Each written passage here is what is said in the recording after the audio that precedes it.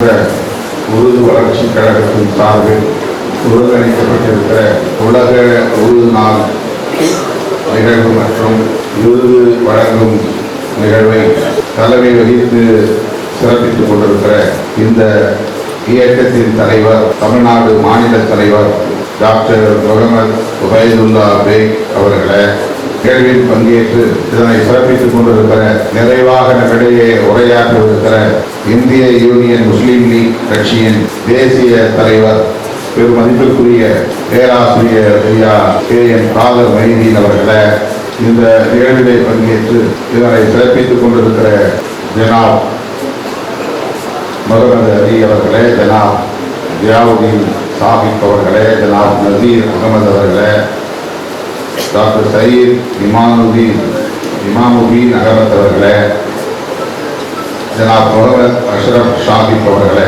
மற்றும் இந்த நிகழ்வில் பங்கேற்று இதனை சிறப்பித்துக் கொண்டிருக்கிற நம்முடைய பேராசிரியர், திருக்குறளை உருதிலே மொழிபெயர்த்திருக்கிற பேராசிரியர் அமானுல்லா அவர்கள் மற்றும் இந்த நிகழ்வில் பங்கேற்று இதனை சிறப்பித்துக் கொண்டிருக்கிற கர்நாடகா உள்ளிட்ட பல்வேறு அண்டை மாநிலங்களிலிருந்து வருகை தந்திருக்கிற உருது மொழியியல் அறிஞர்களே, என்னோடு இந்த நிகழ்விலே வந்து பங்கேற்று இதனை சிறப்பித்துக் கொண்டிருக்கிற விடுதலை சிறுத்தைகள் கட்சியின் இப்பகுதி சார்ந்த பொறுப்பாளர்கள்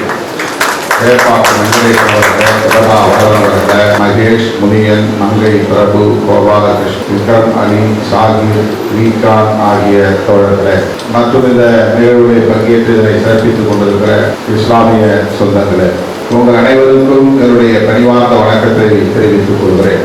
டாக்டர் முகமது உபைதுல்லா பேக் அவர்கள் உலக உருது நாள் நிகழ்வை ஒருங்கிணைத்து அதிலே பங்கேற்கக்கூடிய ஒரு வாய்ப்பை எனக்கு வழங்கியிருந்தார். இப்போது இரண்டாவது முறையாக நடக்கிற இந்த விழாவிலும் பங்கேற்கிற வாய்ப்பு, பேராசிரியர் டாக்டர் அமானுல்லா அவர்கள் உருதிலே மொழிபெயர்த்திருக்கிற திருக்குறள் நூலை வெளியிடுகிற வாய்ப்பு எனக்கு அளிக்கப்பட்டதை எண்ணி நான் பெருமைப்படுகிறேன், மகிழ்ச்சி அடைகிறேன், நன்றியை தெரிவித்துக் கொள்கிறேன்.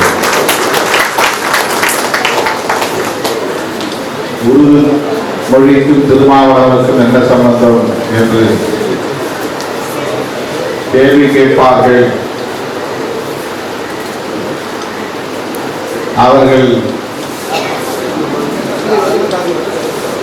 ஏன் அப்படி கேள்வி கேட்கிறார்கள் என்பதை இங்கே சுருக்கமாக பேராசிரியர் அமானுல்லா அவர்கள் தன்னுடைய பேச்சிலே பதிவு செய்தார்.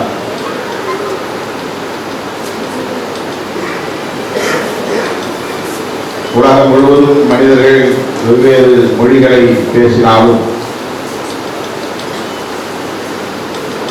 அனைவரும் மனித குலத்தை சார்ந்த ஒரே குடும்பம்தான் என்ற உணர்வை நமக்கு மாமனிதர்கள், மகான்கள் உருவாக்கி தந்திருக்கிறார்கள். நபிகள் நாயகமாக இருந்தாலும், இயேசு பெருமான் அவர்களாக இருந்தாலும், கௌதம புத்தராக இருந்தாலும், ஏன் இன்றைக்கு நாம் வெளியிட்ட நூலை, திருக்குறளை படைத்த திருவள்ளுவனாக இருந்தாலும், யாரும் ஊரே யாவரும் கேளீர் என்கிற பொன்மொழியை இந்த மண்ணுலகிற்கு வழங்கிய மனோமணியின் சுந்தரனார் அவர்களாக இருந்தாலும், நமக்கு சொல்லி இருக்கிற ஒரே போதனை, நாம் மொழியால் வேறுபட்டாலும், தேசத்தால் வேறுபட்டாலும், மதத்தால் கலாச்சாரத்தால் வேறுபட்டாலும், பேசுகிற மொழியால் நாம் பிரிந்து கிடந்தாலும், நாம் அனைவரும் ஒரே ஊர்தான், ஒரே உறவுதான் என்று சொன்னவர் சொன்னதான். ஆகவே எனக்கு உருது தெரியாது என்றாலும் கூட உருது பேசும் நீங்கள் எனக்கு உறவுகள் தான், எனது சொந்தங்கள் தான், எனது சகோதர சகோதரிகள் தான். என் மீது நீங்கள் அன்பு செலுத்துவதை போல உங்கள் மீது நான் அன்பு செலுத்துகிறேன். இதுதான் அவர்கிடையிலான பிணைப்பு, இதுதான் மனித குலத்தின் மாண்பு, இதுதான் உலகம் முழுவதும் பரவ வேண்டிய, செழுமை பெற வேண்டிய பண்பாடு, சகோதரத்துவ பண்பாடு. ஃப்ரெட்டர்னிட்டி என்று ஆங்கிலத்தில் சொல்லப்படுகிற நமது அரசமைப்பு சட்டத்திலே சொல்லப்படுகிற அந்த சகோதரத்துவம் தான் என்னை இந்த மேடையிலே அமர வைத்திருக்கிறது, உங்களோடு உறவாட வைத்திருக்கிறது. வெறுப்பு இருந்தால் நாம் சேர முடியாது. நீ வேறு நான் வேறு என்ற வெறுப்பு நமக்குள்ளே வளர்ந்தால் நாம் இணைந்து வாழ முடியாது. மொழி என்பது நம்முடைய வாழ்விலிருந்து தோன்றிய ஒன்று என்றாலும் கூட, மொழி நம்முடைய கலாச்சாரத்தின் விளைச்சல் என்றாலும் கூட, மொழி நம்முடைய அறிவின் வளர்ச்சியில் இருந்து வெளிப்பட்டிருக்கிற ஒன்று என்றாலும் கூட, மொழி நமக்கான தேவைகளின் அடிப்படையில் நாம் உழைக்கிற உழைப்பிலிருந்து முளைத்தது என்றாலும் கூட, மொழி நம்மை பிரிப்பதற்காக உண்டானதல்ல, அதுதான் அடிப்படை. நம்மை பாகுபடுத்துவதற்காக உண்டானதல்ல, அதுதான் அடிப்படையானது. மனித உலகம் ஆங்காங்கே தன்னுடைய தேவைகளுக்கான வாழ்வாதாரங்களை நாடி செல்வதும் தேடி செல்வதும் ஒரே இடத்தில் நிலைத்து வாழ்வதும் தவிர்க்க முடியாது.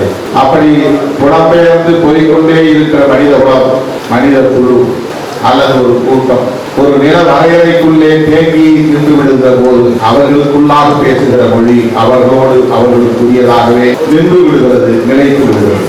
அப்படித்தான் பல்வேறு மொழிகள் இந்த மண்ணிலே ஒரு மொழியிலிருந்து இன்னொரு மொழி தோன்றுகிறது.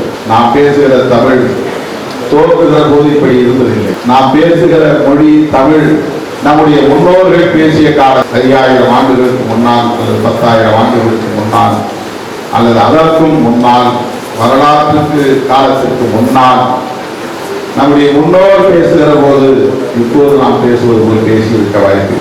இப்போது நாம் எழுதுகிற எழுத்து அன்றைக்கு இருந்திருக்காது. எழுத்தில்லாத மொழியாகத்தான் முதலில், எழுத்தில்லாத மொழிதான் உலகில் முதலில் தோன்றுகிறது. ஒரு சமூகம், ஒரு குழு தொடர்ந்து திரும்ப திரும்ப தன்னுடைய கருத்துக்களை பகிர்ந்து கொள்வதற்கு, தன்னுடைய தேவைகளை வெளிப்படுத்திக் கொள்வதற்கு, தன்னுடைய உணர்ச்சிகளை பகிர்ந்து கொள்வதற்கு பயன்படுத்துகிற மொழி என்று தன்னை செழுமைப்படுத்திக் கொள்கிறது. அது மேலும் மேலும் தன்னை செழுமைப்படுத்திக் கொள்கிற முயற்சியை மேற்கொள்ளுகிற போது அது எழுத்து வடிவத்தை பெற்றுக் கொள்கிறது. ஆக ஒளி வடிவமும் எழுத்து வடிவமும் ஒரு மொழிக்கு வருகிற போது அதற்கு இலக்கணமும் இலக்கியமும் கிடைத்து விடுகிறது, பரிணாமம் பெற்று. இப்படித்தான் உலகில் ஒவ்வொரு மனித குழுவாக வாழ்ந்த காலத்தில் தங்களுக்கிடையே கருத்துக்களை பகிர்ந்து கொண்டதன் அடிப்படையில், உணர்ச்சிகளை பகிர்ந்து கொண்டதன் அடிப்படையில் தங்களுக்கான மொழியை அவர்கள் உருவாக்கிக் கொள்கிறார்கள். அப்படிப்பட்ட மொழி காலப்போக்கில் ஒரே மொழியாக இல்லாமல் பல மொழிகளாக மாறிவிடுகிறது, கிளைத்து விடுகிறது. மனித குலத்தில் எப்படி ஒரு இனக்கலப்பு நேர்கிறதோ அப்படி மொழியிலும் மொழி கலப்பு உண்டு. கலாச்சாரம் என்பதே கலப்பின் வெளிப்பாடு என்றுதான் பொருள். கலாச்சாரம் என்பதே கலவைதான். தன்னுடைய தனித்தன்மையை ஒரு சமூகம் தக்க வைத்துக் கொள்ள வேண்டும், தன்னுடைய உழைப்பால் தோன்றிய, அறிவால் தோன்றிய தனித்துவத்தை தக்க வைத்துக் கொள்ள வேண்டும் என்று போராடுவது உலகம் முழுவதும் நடந்தாலும் கூட, அந்த தனித்துவத்திற்கான போராட்டத்தை தாண்டி மொழி கலப்பை பெறுகிறது. அது இன்னொரு மொழியாக மாறிவிடுகிறது. என் இனம் ஒரு நீண்ட நெடிய நாகரிகம் உள்ள, பண்பாடு உள்ள ஒரு இனம் அதை இன்னொரு இனத்தோடு கலந்து அதை பாழ்படுத்திக் கொள்ள விரும்பவில்லை என்று எண்ணுகிறவர்கள் உண்டு. அதனால் இனக்கலப்பு நேரக்கூடாது என்ற வரையறைகளை ஏற்படுத்திக் கொண்டார்கள். சாதி கலப்பு நேரிடக் கூடாது என்ற வரையறைகளை ஏற்படுத்திக் கொண்டார்கள். ஆனால் அந்த வரையறைகளை எல்லாம் தாண்டி இனக்கலப்பும் சாதி கலப்பும் இந்த மண்ணில் நடந்து கொண்டேதான் இருக்கிறது. மனித குல வளர்ச்சியில், நாகரிக வளர்ச்சியில் இந்த கலப்பு என்பது தவிர்க்க முடியாது. ஆகவே இன்றைக்கு இந்தியாவிலே பேசப்படுகிற இந்தி மொழியும் உருது மொழியும் ஒன்றே போல் தோன்றும். உருது மொழியும் அரேபிய மொழியும் ஒன்று போல் தோன்றும். இதற்கு என்ன காரணம்? மனிதன் ஒரு இடத்திலிருந்து இன்னொரு இடத்திற்கு புலம்பெயர்கிறான். அவன் ஒரே இடத்தில் நிலைத்திருப்பதில்லை. ஒரு குழு ஒரே இடத்தில் நிலைத்திருக்க விரும்பினாலும் கூட அதிலிருந்து சிலர் வெளியேறுவதும் புலம்பெயர்வதும் இன்னொரு இடத்தோடு கலப்பதும் அவர்கள் பேசுகிற மொழியும் இவர்கள் பேசுகிற மொழியும் கலந்து புதிய மொழி உருவாவதும் தவிர்க்க முடியாது. ஆகவே எந்த மொழிக்குள்ளே நீங்கள் தேடி பார்த்தாலும் உருது சொற்களை தேட முடியும். எந்த மொழிக்குள்ளே நீங்கள் தேடி பார்த்தாலும் தமிழ் சொல்லையும் தேட முடியும். எதிலிருந்து எது உருவானது என்பது மனிதகுல வரலாற்றின் குரோனாலஜிக்கல் ஆர்டர் என்ற அந்த காலவரிசைப்படி பார்க்கிற போது ஓரளவுக்கு உணர்ந்து கொள்ள முடியும். எனவே மொழி நம்மை பிரிப்பதற்கு நாம் இடம் கொடுக்க கூடாது. மொழியின் பெயரால் பாகுபாடு கூடாது. அவன் தெலுங்கன், இவன் மலையாளி, இவன் கன்னடன், இவன் இந்தி வாழா, இவன் உருது பேசுகிறவன், இவன் அரேபியன், இப்படி மொழி அடிப்படையிலே பாகுபாடு இருக்கக்கூடாது. வேறுபாடுகள் இருக்கும், அதை ஏற்றுக்கொள்ள வேண்டும்.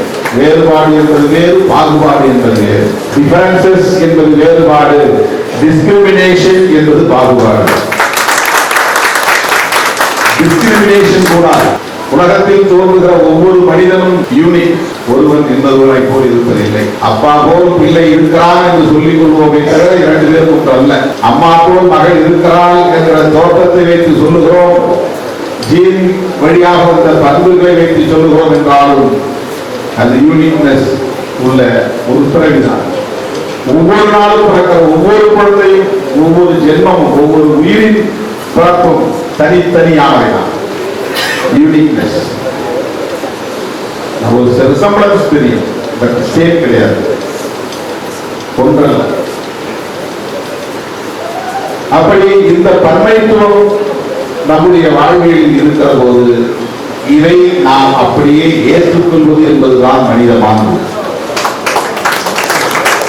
இந்த டிஃபரன்சஸ், இந்த யூனிக்னஸ், இதை ஏற்றுக்கொள்வது என்பதுதான் மனிதனின் நாகரிக வளர்ச்சியின் உச்சம். ஆகவே அவர்கள் இந்தி பேசினால் என்ன, அரேபியா பேசினால், அரபு மொழியை பேசினால் என்ன, இந்தியை பேசினால் கூட என்ன, அவரும் நம் சகோதரர் தான், நாமும் அவர்களுடைய சகோதரர் தான். பிறகு எதற்காக இந்தியை எதிர்க்கிறோம் என்ற கேள்வி. யாரும் யார் மீதும் எதனையும் திணிக்க கூடாது. அப்படி திணிப்பது டெமோக்ரசி அல்ல. அதைத்தான் பேராசிரியர் அமானுல்லா சொன்னார், இந்திய திணிப்பில் இருக்கும், உருதிலே இனிப்பு இருக்கும் என்று சொன்னார். என்ன பொருள் என்றால், உருதிலே இனிப்பு இருக்கும் என்பது அவருடைய ஸ்வீட்னஸ் என்ற பொருளில் அல்ல, அவருடைய டெமோக்ரசி என்று பொருள். உருது யார் மீதும் ஆதிக்கம் செய்யாது என்று பொருள். அதுதான் அவருடைய ஸ்வீட்னஸ். உருது யார் மீதும் ஆதிக்கம் செய்யாது, யாரையும் இதை நீ கற்றே தீர வேண்டும் என்று கட்டாயப்படுத்தாது. உலகம் முழுவதும் ஆளும் வர்க்கத்தின் ஒரு மொழியாக பரவியதின் உருதும் ஒன்று. உருது மொழி ஒரு பெரிய பாரம்பரியம் உள்ள மொழி என்பதை நாம் அறிவோம். அது ஆட்சி மொழியாக இருந்தது என்பதையும் நாம் அறிவோம், இருக்கிறது என்பதையும் நாம் அறிவோம். அது பண்பாட்டு தளத்தில் இந்த அளவுக்கு வளர்ச்சி அடைந்திருக்கிறது, இசை போன்றவற்றிலும் எவ்வாறு அது முதிர்ச்சி அடைந்திருக்கிறது என்பதை நாம் அறிவோம். ஓரளவுக்கு நாம் அதை உணர்ந்திருக்கிறோம். அப்படிப்பட்ட அந்த பாரம்பரியமுள்ள மொழி மேலும் இந்திய மண்ணில் வளர்ச்சி பெற வேண்டும், அது வலிமை பெற வேண்டும், அது செழுமை பெற வேண்டும் என்ற நல்ல நோக்கத்தோடு நம்முடைய அன்பு சகோதர சகோதரிகள் இங்கே களப்பணி ஆற்றி வருகிறார்கள் என்பதை விருதுகளை பெற்றதில் இருந்து நம்மால் அறிந்து கொள்ள முடிகிறது. இந்த மேடையில் 26 பேருக்கு விருதுகள் வழங்கப்பட்டிருக்கின்றன. அவர்கள் ஒவ்வொருவரும் இந்த உருது மொழியின் வளர்ச்சிக்காக தங்களாலான பங்களிப்பை செலுத்தி வருகிறார்கள் என்பதுதான் நமக்கு சொல்லுகிற செய்தி. அப்படிப்பட்டவர்களை அடையாளம் கண்டு முகமது ஒபைதுல்லா பேக் அவர்கள் இரண்டாவது ஆண்டான இந்த நிகழ்ச்சியை ஒருங்கிணைத்திருப்பது பாராட்டுதலுக்குரியது. அவரை நெஞ்சார பாராட்டுகிறேன், வாழ்த்துகிறேன். உங்களோடு சில நிமிடங்களில் இருப்பதற்கான ஒரு அரிய வாய்ப்பை எனக்கு வழங்கியதற்காக என்னுடைய நெஞ்சார்ந்த நன்றியை தெரிவித்து உங்கள் கோரிக்கைகளை என்னால் ஆன வகையிலே அரசின் கவனத்திற்கு, மாநில அரசின் கவனத்திற்கு, இந்திய ஒன்றிய அரசின் கவனத்திற்கு எடுத்துச் செல்வேன் என்பதை உறுதிபட கூறி நன்றி கூறி இருக்கிறேன். நன்றி.